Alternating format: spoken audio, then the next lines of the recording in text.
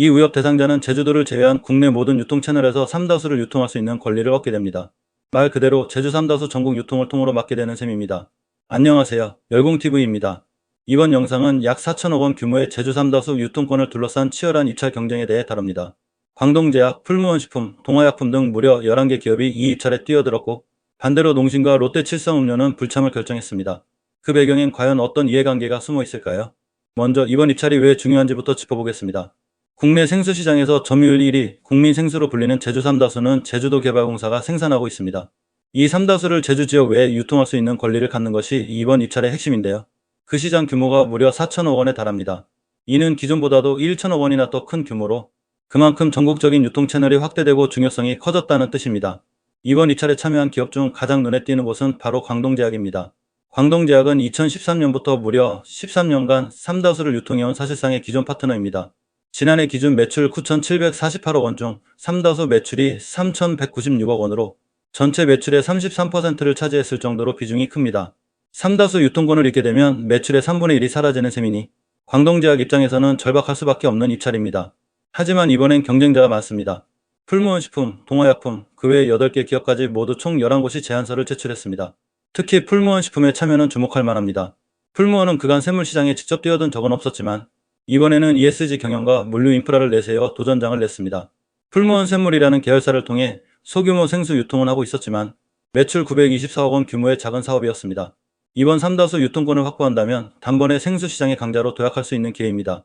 또 하나의 흥미로운 참가자는 동아약품입니다. 부채표 활명수로 잘 알려진 국내 최장수 제약회사인 동아약품이 생수 유통 입찰에 나선 건 사실상 처음 있는 일입니다. 동아약품은 이를 사업 다각화라고 설명하고 있는데요. 즉 기존의 제약 헬스케어 이미지를 활용해 건강한 물이라는 브랜드 마케팅까지 노리고 있는 전략일 수 있습니다. 여기서 한 가지 짚고 넘어가야 할 포인트가 있습니다. 이번 입찰에서 농심과 롯데칠성은 끝까지 고심하다가 결국 참여하지 않기로 했습니다. 이 결정은 여러 가지 함의를 담고 있습니다. 특히 농심의 불참은 놀라운 선택이었습니다. 왜냐하면 농심은 과거 1998년부터 2012년까지 14년 동안 제주 삼다수의 유통을 담당했던 전임자였기 때문입니다. 그 시절 삼다수의 브랜드 인지도를 전국적으로 끌어올린 주역이 바로 농심입니다. 하지만 이후 광동제약에게 유통권을 넘겨줬고 현재는 자체 브랜드인 백산수를 가지고 있습니다. 백산수는 현재 국내 생수 시장에서 약 8%의 점유율을 보이며 삼다수 약 40%, 롯데 아이시스 약 13%에 이어 3위입니다. 농심 입장에서는 자사 브랜드와 충돌할 가능성을 고려해 입찰을 포기한 것으로 풀이됩니다. 롯데 칠성음료 역시 마찬가지입니다. 이미 아이시스라는 자체 생수 브랜드가 있고 삼다수를 유통하는 것은 브랜드 전략상 어긋난다고 판단한 것으로 보입니다. 따라서 이 두 기업의 불참은 브랜드 충돌과 시장 전략을 고려한 판단이라고 해석할 수 있습니다.